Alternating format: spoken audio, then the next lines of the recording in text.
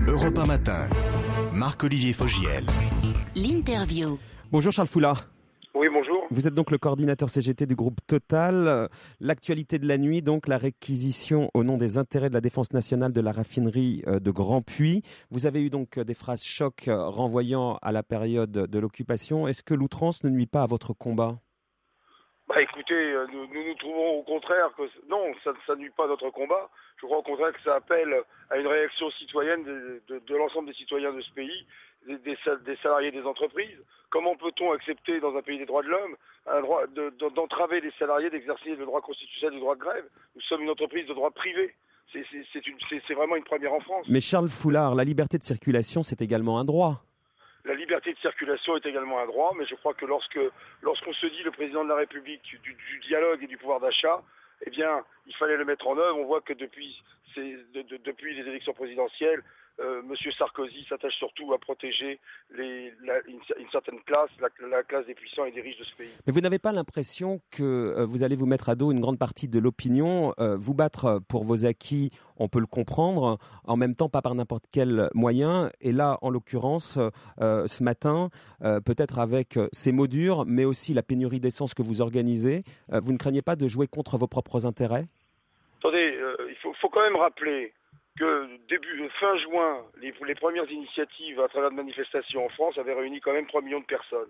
Depuis le 7 septembre, il y a eu plusieurs journées nationales interprofessionnelles d'action et intersyndicales, avec l'ensemble des confédérations syndicales qui en ont appelé au gouvernement, non pas pour dire qu'il ne fallait pas une réforme, mais une autre réforme, et appelé donc à la suspension et à l'ouverture d'une négociation. Le président de la République a refusé cette négociation. Non, mais le président de la République vous répond qu'ils ont été élus en démocratie, qu'il y a eu des avancées dans la négociation avec des points précis, notamment sur la pénibilité, sur les mères de famille, et qu'aujourd'hui ils sont au bout de négociations possibles. Non, je vous arrête. Il n'y a pas eu de négociation avec les partenaires sociaux. Je suis désolé. Il n'y a pas eu de négociation avec les partenaires sociaux. C'est faux. Ça c'est entièrement faux. Mais vous, aujourd'hui, vous imaginez quoi pour demain ? On a bien compris que le vote va avoir lieu aujourd'hui dans une forme accélérée au Sénat. Aujourd'hui, le bras de fer, vous ne craignez pas de le perdre et même peut-être mettre en danger la filière qui est la vôtre. Vous entendrez tout à l'heure Jérôme Chapuis dans le Buzz Politique expliquer que l'Élysée est inquiet pour l'emploi dans les raffineries parce que les pétroliers, vos patrons, vont profiter de ce mouvement pour fermer les sites. Oui, attendez.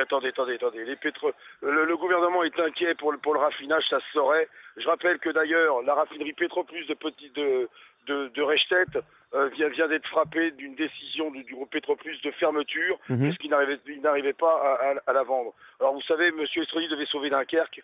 La raffinerie des Flandres il y a également un projet de fermeture.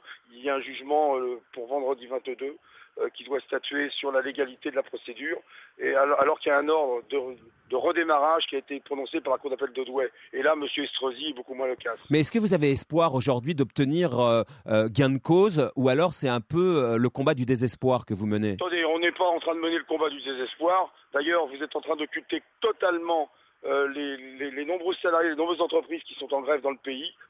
C'est un peu occulté par le mouvement social dans le raffinage. Mais il n'y a pas que le raffinage actuellement. Mais je comprends, mais ma question, est-ce que vous avez encore espoir ce matin ? Espoir de quoi par rapport donc à la réforme des retraites ? Mais absolument, et je pense que ce qui vient de se passer à la raffinerie de Grandpuits avec cette entrave à l'exercice du droit de grève va sans nul doute créer un électrochoc, et notamment dans l'industrie. Je peux vous dire que nous avons des remontées de nos camarades dans les autres sites qui sont extrêmement choqués de ce qui vient de se produire sur l'établissement de Grandpuits.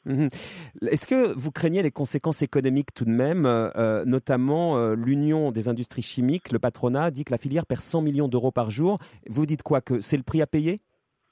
Attendez, je voudrais quand même rappeler que ce mouvement social ne s'est pas constitué pour mettre contre l'économie et contre la paralysie du pays. On ne fait pas un mouvement social pour paralyser un pays. Ça n'a jamais été l'objectif de ce conflit. L'objectif de ce conflit était très clair.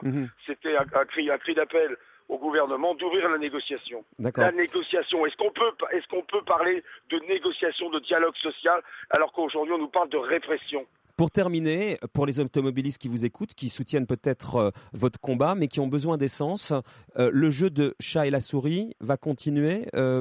Aujourd'hui, c'est la politique. On vous déloge et vous revenez. Attendez, je crois que vous mélangez un peu les choses. Il y a le blocage des dépôts il y a l'exercice du droit de grève légitime dans les sites industriels.